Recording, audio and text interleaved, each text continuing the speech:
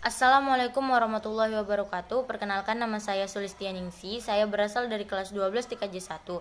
Di sini saya akan menjelaskan media promosi berdasarkan segmentasi pasar. Segmentasi pasar merupakan cara atau metode untuk membagi barang yang dijual ke dalam kategori atau jenis tertentu.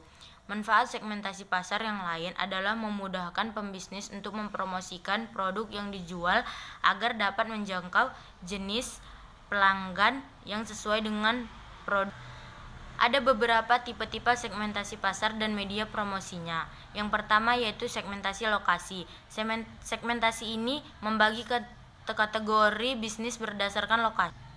Jadi, bisnis akan dijalankan ke tempat yang cocok dengan bisnis tersebut atau bisnis akan menyesuaikan dengan kebutuhan dari lokasi bisnis tersebut dijalankan. Hal ini dilakukan untuk menghemat biaya promosi karena promosi besar melalui media nasional tidak efektif karena ruang lingkup bisnis kita berada di satu lokasi saja.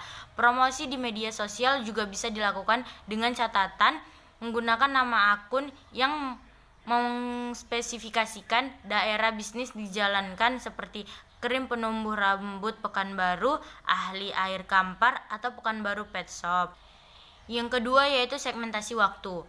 Pembagian berdasar waktu adalah segmentasi yang melihat peluang bisnis di waktu-waktu tertentu. Misal, Hari Raya Idul Fitri di mana bisnis kue dan pakaian muslim akan sangat maju. Yang ketiga yaitu segmentasi harga.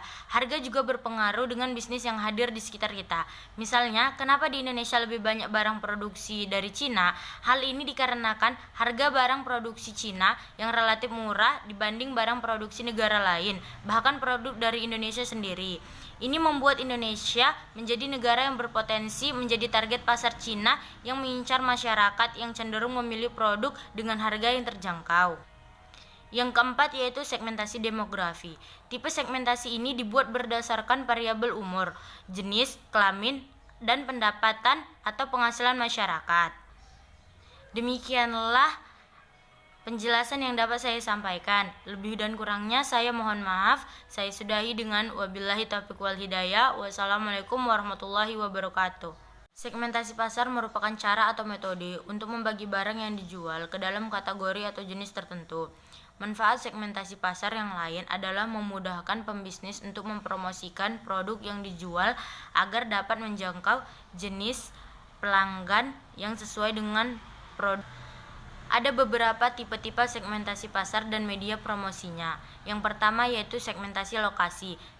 Segmentasi ini membagi ke kategori bisnis berdasarkan lokasi. Jadi, bisnis akan dijalankan ke tempat yang cocok dengan bisnis tersebut atau bisnis akan menyesuaikan dengan kebutuhan dari lokasi bisnis tersebut dijalankan. Hal ini dilakukan untuk menghemat biaya promosi karena promosi besar melalui media nasional tidak efektif karena ruang lingkup bisnis kita berada di satu lokasi saja. Promosi di media sosial juga bisa dilakukan dengan catatan menggunakan nama akun yang mengspesifikasikan daerah bisnis dijalankan seperti krim penumbuh rambut Pekanbaru, Ahli Air Kampar, atau Pekanbaru Pet Shop. Yang kedua yaitu segmentasi waktu. Pembagian berdasar waktu adalah segmentasi yang melihat peluang bisnis di waktu-waktu tertentu. Misal, Hari Raya Idul Fitri di mana bisnis kue dan pakaian muslim akan sangat maju. Yang ketiga yaitu segmentasi harga. Harga juga berpengaruh dengan bisnis yang hadir di sekitar kita.